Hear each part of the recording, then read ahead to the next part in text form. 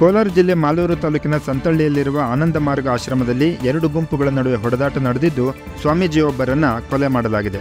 ಆಚಾರ್ಯ ಚಿನ್ಮಯಾನಂದ ಸ್ವಾಮೀಜಿ ಹತ್ಯೆಯಾದವರು. ಆಚಾರ್ಯ ಧರ್ಮ ಪ್ರಾಣಾನಂದ, ಪ್ರಾಣೇಶ್ವರಾನಂದ ಹಾಗೂ ಅರುಣ್ ಕುಮಾರ್ ಎಂಬುವರನ್ನ ಮಾಲೂರು ಠಾಣೆ ಪೊಲೀಸರು ಬಂಧಿಸಿದ್ದಾರೆ.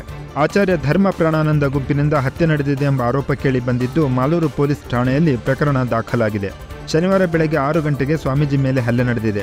ಆಶ್ರಮದಲ್ಲಿ ಸ್ನಾನ ಮಾಡುತ್ತಿದ್ದವರನ್ನ ಹೊರಗೆ ಎಳೆದುಕೊಂಡು ಬಂದ ಆರೋಪಿಗಳು ದೊಣ್ಣೆಯಿಂದ ಹಲ್ಲೆ ನಡೆಸಿದ್ದಾರೆ. ಸ್ಥಳದಲ್ಲಿದ್ದವರು ಆರ್ಯ ಜಾಲಪ್ಪ ಆಸ್ಪತ್ರೆಗೆ ದಾಖಲಿಸಿದ್ದಾರೆ. ಮಧ್ಯಾಹ್ನ 3 ಗಂಟೆ ಸುಮಾರಿಗೆ ಸ್ವಾಮೀಜಿ ಮೃತಪಟ್ಟರು ಎಂದು ಪೊಲೀಸರು ತಿಳಿಸಿದರು.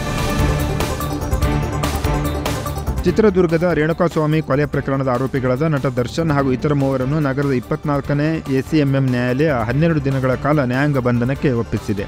ಪ್ರಕರಣಕ್ಕೆ ಸಂಬಂಧಿಸಿದಂತೆ 24ನೇ ಎಸಿಎಂಎಂ ನ್ಯಾಯಾಲಯದ ನ್ಯಾಯಾಧೀಶ ವಿಜಯ್ ಕುಮಾರ್ ಎಸ್ ಜಾಟ್ಲಾ ಅವರ ಮುಂದೆ ಶನಿವಾರ ಮಧ್ಯಾಹ್ನ ಹಾಜರುಪಡಿಸಲಾಯಿತು. ವಿಚಾರಣೆ ವೇಳೆ ಪ್ರಕರಣದ ತನಿಖಾಧಿಕಾರಿ ಎಸಿಪಿಎಲ್ ಚಂದನ್ ಕುಮಾರ್ ಪ್ರಕರಣದ ಸಿಡಿಯನ್ನ ಮುಚ್ಚಿದ ಲಕೋಟೆಯಲ್ಲಿ ಹಾಗೂ ಮುಕ್ತ ರಿಮಾಂಡ್ ಅರ್ಜಿಯ ದಸ್ತಾವೇಜನ್ನು ನ್ಯಾಯಾಧೀಶರಿಗೆ ಸಲ್ಲಿಸಿದರು. ಇದನ್ನು ದಾಖಲಿಸಿಕೊಂಡ ನ್ಯಾಯಾಧೀಶರು 35 ನಿಮಿಷ ವಿಚಾರಣಾ ಪ್ರಕ್ರಿಯೆ ಪೂರೈಸಿ ಎಲ್ಲ ಆರೋಪಿಗಳನ್ನು ಜುಲೈ 4ರವರೆಗೆ ನ್ಯಾಯಾಂಗ ಬಂಧನಕ್ಕೆ ಒಪ್ಪಿಸಿ ಆದೇಶಿಸಿದರು. ಪ್ರಕರಣದ ವಿಶೇಷ ಪ್ರಾಸಿಕ್ಯೂಟರ್ ಪಿ ಪ್ರಸನ್ನ ಕುಮಾರ್ ಹಾಜರಿದ್ದರು. ಜುಲೈ 4ರವರೆಗೆ ದರ್ಶನ್ ಸೇರಿ ಪ್ರಕರಣದ ಎಲ್ಲ ಆರೋಪಿಗಳು ಪರಪ್ಪನ ಅಗ್ರಹಾರ ಜೈಲಿನಲ್ಲಿರಲಿದ್ದಾರೆ. ತಮಿಳುನಾಡಿನ ಕಲ್ಲಕುರಿಚಿ ಜಿಲ್ಲೆಯಲ್ಲಿ ವಿಷಯುಕ್ತ ಮದ್ಯ ಸೇವಿಸಿ ಮೃತರಾದವರ ಸಂಖ್ಯೆ ಶನಿವಾರ 55ಕ್ಕೆ ಏರಿದೆ ಎಂದು ಆರೋಗ್ಯ ಸಚಿವ ಮಾ ಸುಬ್ರಮಣಿಯನ್ ತಿಳಿಸಿದ್ದಾರೆ.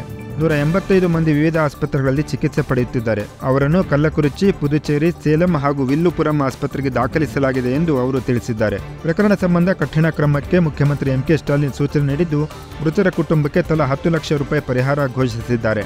ಅವಘಡ ಕುರಿತು ತಮಿಳುನಾಡು ವಿಧಾನಸಭೆಯಲ್ಲಿ ವಿವರಣೆ ನೀಡಿದ್ದಾರೆ ಎಂದು ಅವರು ತಿಳಿಸಿದ್ದಾರೆ.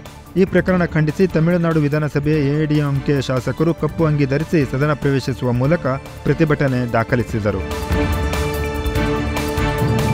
ಚನ್ನಪಟ್ಟಣ ಅಭ್ಯರ್ಥಿ ವಿಚಾರದಲ್ಲಿ ಪಕ್ಷ ತೀರ್ಮಾನ ಕೈಗೊಳ್ಳುತ್ತದೆ. ಡಿಕೆ ಶಿವಕುಮಾರ್ ತಾನೇ ಅಭ್ಯರ್ಥಿ ಎಂದು ಹೇಳಿಲ್ಲ ಎಂದು ಆರೋಗ್ಯ ಸಚಿವ ದಿನೇಶ್ ಗುಂಡೂರಾವ್ ಹೇಳಿದರು.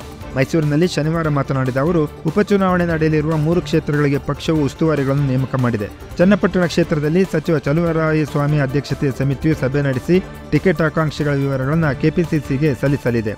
ನಂತರವಷ್ಟೇ ಅಭ್ಯರ್ಥಿಗಳ ಆಯ್ಕೆ ಆಗಲಿದೆ ಎಂದು ಅವರು ಹೇಳಿದರು.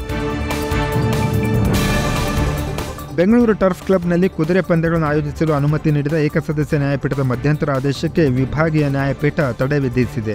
ಈ ಸಂಬಂಧ ರಾಜ್ಯ ಸರ್ಕಾರ ಸಲ್ಲಿಸಿದ್ದ ಮೇಲ್ಮನವಿ ವಿಚಾರಣೆ ನಡೆಸಿ ಕಾಯ್ದಿರಿಸಿದ್ದ ತೀರ್ಪನ್ನು ಮುಖ್ಯ ನ್ಯಾಯಮೂರ್ತಿ ಎಸ್.ವಿ. ಅಂಜಾರಿಯಾ ನೇತೃತ್ವದ ವಿಭಾಗೀಯ ಪೀಠ ಶನಿವಾರ ಬೆಳಗ್ಗೆ ಪ್ರಕಟಿಸಿತು. ಶನಿವಾರ ಮಧ್ಯಾಹ್ನ 1:30ರಿಂದಲೇ ಆರಂಭವಾಗಬೇಕಿದ್ದ ರೇಸ್ ಪಂದ್ಯಾವಳಿಗಳು ಇದರಿಂದಾಗಿ ತಾತ್ಕಾಲಿಕವಾಗಿ ಅಮಾನತುಗೊಂಡಂತಾಗಿದೆ.